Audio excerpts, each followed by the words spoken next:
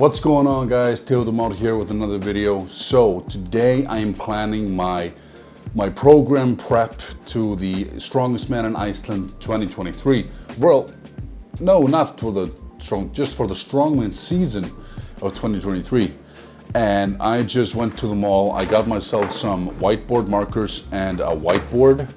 Check it out. A notebook, and then I have the program here that we're gonna use as a base to make my program. And yeah, I love programming. I love planning. Yeah, it's just I love learning new things and putting them into use and seeing results from it and testing things out. It's just a really big passion of mine. And people, oftentimes want to say, why don't you get a coach? You need a coach. You can't survive without a coach. Everybody needs a coach to tell them what to do, and I say no.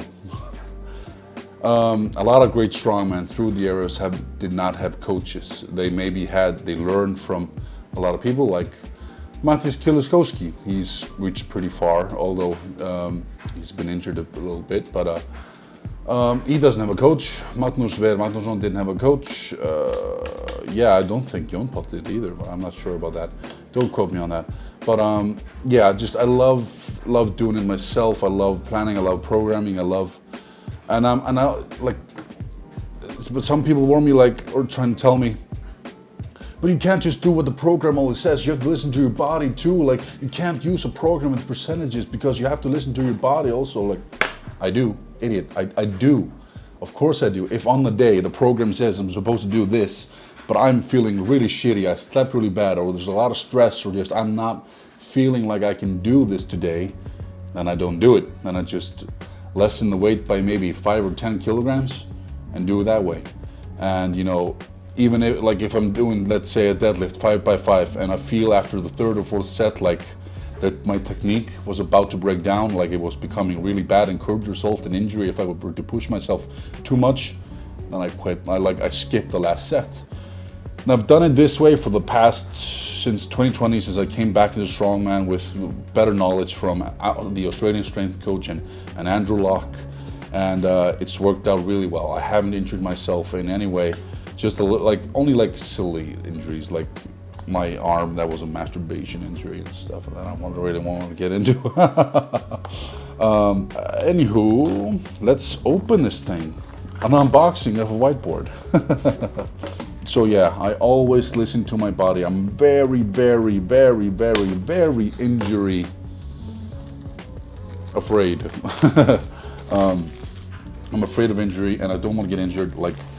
Lasting in this sport for a long time is a very important factor in getting better. Not to be always dealing with injuries and just staying in place year after year because you're dealing with injuries. That seems to happen to a lot of people with a lot of potential. Sadly to say, Luke Richardson, you see, he was the future, and everybody was so excited to see him, what he could do. But just injury after injury. Now he was supposed to return after this almost year or 2 year long, break from the sport. He was supposed to compete in Britain's Strongest Man, which is happening, I think next weekend or the weekend of that, I'm not sure. But he got injured again. It's just, yeah. But I don't know if that's due to his faulty programming or whatever. I don't know. But I'm just saying, you gotta be really careful. You gotta be really, really careful and listen to your body. Maybe it's not right to use him as an example, but what I'm thinking about starting off with here is strength versus weakness. So what are my strengths and weaknesses?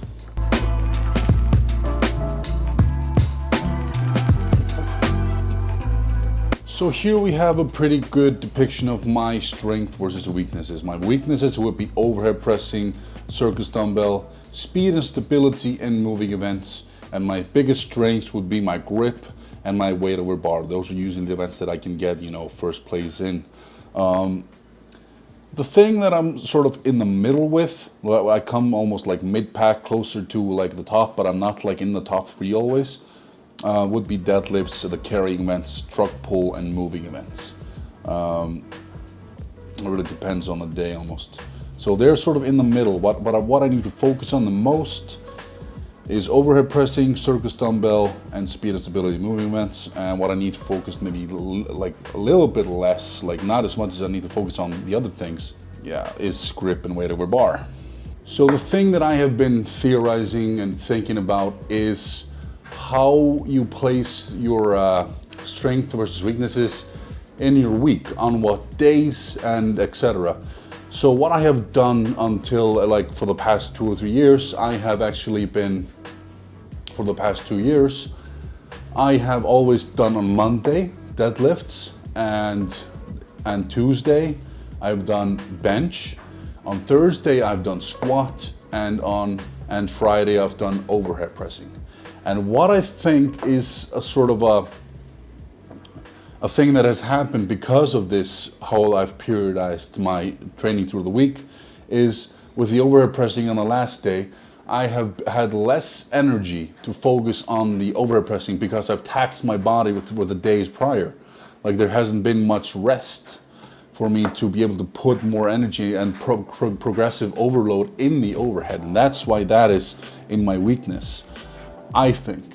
May also be a genetic factor, but that may also be one of the reasons. So what I've been thinking now, what I've been thinking about changing for this new upcoming season, because I really need to focus on these. My best log is 130 kilograms, and you know my best circus dumbbell is 70 kilograms. You know, it's nothing compared to my competition. So I really need to get that on track. I really need to get that up. So I'm planning to do on Mondays overhead pressing, Tuesday deadlifts, Thursday, you know, horizontal,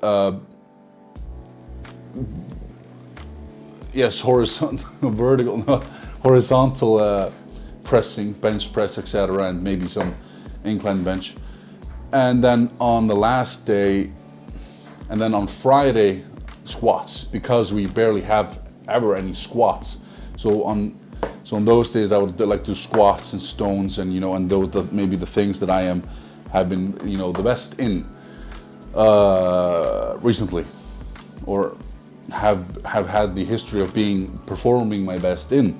So that is what I'm thinking. Again, Monday overhead pressing, Tuesday deadlift, Thursday bench pressing, more pressing, and then on Friday, this is so hard to get to, and then on Friday squats and etc. and these events.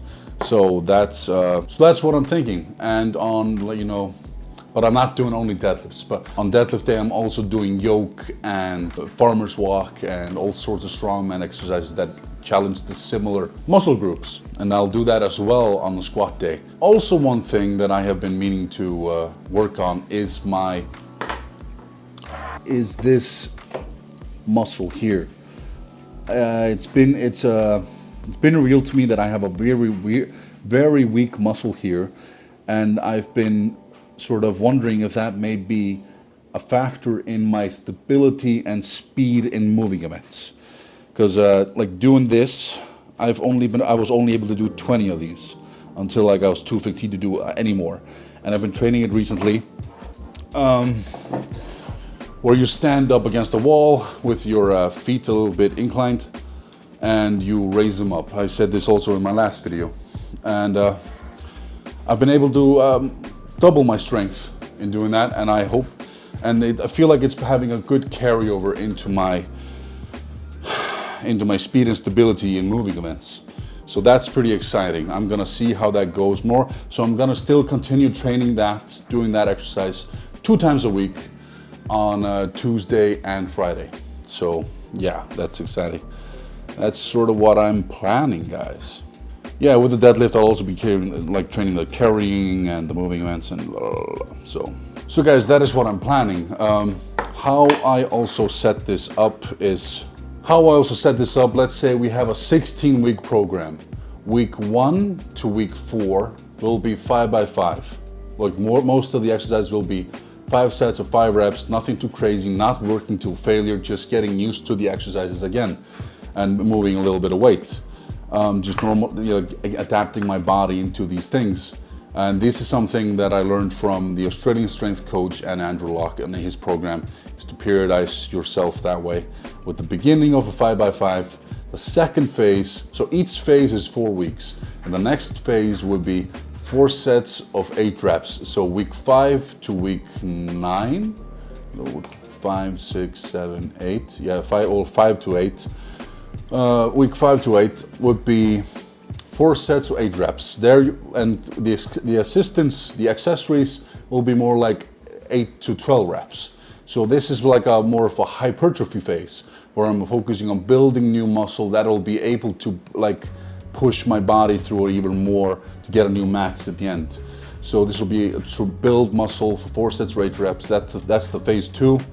And then the next phase, phase 3, will be again 5 sets of 5 reps with more weight. Getting the body adjusted to some heavy weight, pushing it a little bit, and getting it ready to, getting the body ready to do more, to improve, to progressive overload. And that's phase 3. And the phase 4 will be the leading up to the competition phase. So that is where I feel like I'm sort of like pulling back a slingshot, and that's where the end phase is. Like I'm just getting ready to pull it, like to release. With my peaking, like that's when you like start working towards the peak. So in that way which is in the strength system way is week 1, 4 reps, 4 sets. Next week, 3 sets, 3 reps. Next week, 2 sets, 2 reps. Then a rest week, like a dealer week, and then competition time. So like I won't be going into like a new one rep max in training usually, unless in that week where it's 2 sets of 2 reps. If I'm in training, the number on the program is too much. The number, like according to the calculator, is a bit too much for me to handle. I'll just do 1 rep, and it won't be like a max, but it'll be like heavy, but it won't be a 1 rep max. But in a dealer week, I'll just, or like 10 days before the competition, I will deload, and then the week after that, competition time, where it's time to go. So that may be a little hard to understand, but that's the way I do it, and that's the way I've learned to do it, and I've seen great results. This is the way that it's gotten me everything so far. Like today, like I'm just resting, but now it's time to start building up more strength and building up peaking. Sort of, I always like my strength goes like this, and then a little bit higher, and then down again, and a little bit higher. Like it's just like a graph. It's like wavy. Like right now I'm pretty weak. I feel really weak, but it's still really pretty good, just like a human, man. I mean, I'm still strong, but I'm not like peaking strong. But yeah, guys. So that is my program. That is what I'm gonna do, and I'm really excited for it. So if you have any more questions, guys, don't be afraid to comment below. As much as I want to show you this program that I have from the Australian strength coach, I don't think he sells this anymore. I think it's really not, it doesn't exist anymore on his website. But I'm not really comfortable with like sharing every minute detail of what it says. Plus, like I change it a lot. I change this program a lot based on like these exercises, the Strongman exercises that I need to do. So I might take some accessory out that's written here or add something more. And yeah, so that's how I've been doing it for the past 2 years. I've just rerun this program again and again and again and again with new weights. With like I can like put here in my in the calculator what my 1 rep max is in the squat, what my 1 rep max is in the deadlift, and in the overhead press and everything, and it calculates the weights and sets for me in the main compound movements. So yeah, that's really helpful and neat, and I just love being able to. I go sometimes up to like phase 4 and see like what I'm supposed to be pulling at the end of the program, And that's like can be really interesting sometimes to just see like what you're supposed to be aiming for at the end. Like let's see, let's put in here, my best deadlift is 350 kilograms. By the end of this program, it says I'm supposed to be doing 375 kilograms. That's pretty fun to look at. But we'll see. Like I'm not doing a normal deadlift at the end of this, so I'm like, because the deadlift at the Strongest Man in Iceland, which is the first competition that I'll take part in, has a BK deadlift, which is an elevated deadlift. So you know I have to count for that, and you know it's not as simple formula as this makes it out to be, because I need to train so much strongman as well. I can't focus on just one thing. I need to focus on a whole lot of things. So anywho guys, thank you guys so much for watching. I hope you enjoyed this video a little bit in showing you how I prepare and how I plan and program my program. Yeah, so thank you guys so much for liking and subscribing and everything, and I will see you guys later where we get into the prep, like in the action, to the actual work. I'm gonna go ahead now and write down like sets and reps for each of the first 4 weeks and stuff. So yeah, you guys keep being awesome and staying tuned and having fun and horsing around. All right guys, see you later.